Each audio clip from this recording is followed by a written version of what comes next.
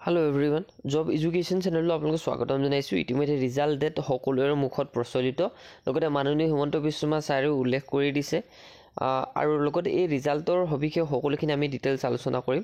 আৰু এতিয়া ৰিজাল্টখিনি আজি হৈছে ফেব্ৰুৱাৰী 18 তাৰিখ, অৰ্থাৎ 18 তাৰিখৰ পৰা আমি যদি চাওঁ এটা ডেট হিচাপে 25 তাৰিখৰ ভিতৰত হয়তো ৰিজাল্টটো দিব পাৰে, কাৰণ তেওঁ কৈছিলে যে ফেব্ৰুৱাৰী লাষ্টত দিয়া হ'ব বুলি। গতিকে 25 তাৰিখটো আমি ধৰিব পাৰোঁ ফেব্ৰুৱাৰী লাষ্ট, নেক্সট আমি ধৰিব পাৰোঁ মাৰ্চৰ 7 তাৰিখ মানে। গতিকে এই সময়কেইটাৰ ভিতৰতে ৰিজাল্ট দিব, কিন্তু মাননীয় হিমন্ত বিশ্ব শৰ্মা ছাৰেও এতিয়ালৈকে সম্পূৰ্ণকৈ মুখৰ পৰা কোৱা নাই যে ৰিজাল্টটো দিয়াই হ'ব আমুক তাৰিখে বুলি।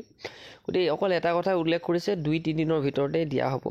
আৰু আমি কেইদিনমানৰ আগতে ভিডিঅ' দিছিলোঁ, তেতিয়া বহুতে কৈ আছিলে যে OMR চিট আজি কিমান দিনৰ আগতে সকলোখিনি চেক হ'ল, লগতে সকলোবিলাক ৰিলিজ কৰিয়ে দিছিলে, তথাপি কিন্তু ৰিজাল্ট কিয় ইমান দিন হোৱা নাই। আপোনালোকে ভয় কৰিবলগীয়া কোনো কথা নাই, কোনো ধৰণৰ বিসংগতি হোৱা নাই, কাৰণ সকলোখিনি পিয়ৰলি আপোনালোকৰ খুব শুদ্ধ প্ৰক্ৰিয়াৰে ৰিজাল্টখিনি আপোনালোকক দিব বুলি মাননীয় হিমন্ত বিশ্ব শৰ্মা ছাৰে লাইভত বা মিডিয়া যোগেও প্ৰকাশ কৰিছে এই কথাখিনি।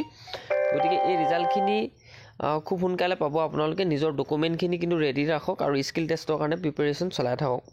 কি ডকুমেণ্ট ভালকৈ আপোনালোকৰ যদি কিবা ভুল হৈ আছে সেইখিনিও আপোনালোকে ভাল কৰি বা শুদ্ধ কৰি ৰাখক, কাৰণ কিছুমানে হয়তো আধাৰ কাৰ্ড হেৰাই যাবও পাৰে বা কিবাকিবি হৈ আছে যদিও সেইখিনি কিন্তু আপোনালোকে শুদ্ধ কৰাত লাগক, কাৰণ ৰিজাল্ট খুব সোনকালে পাব আপোনালোকে।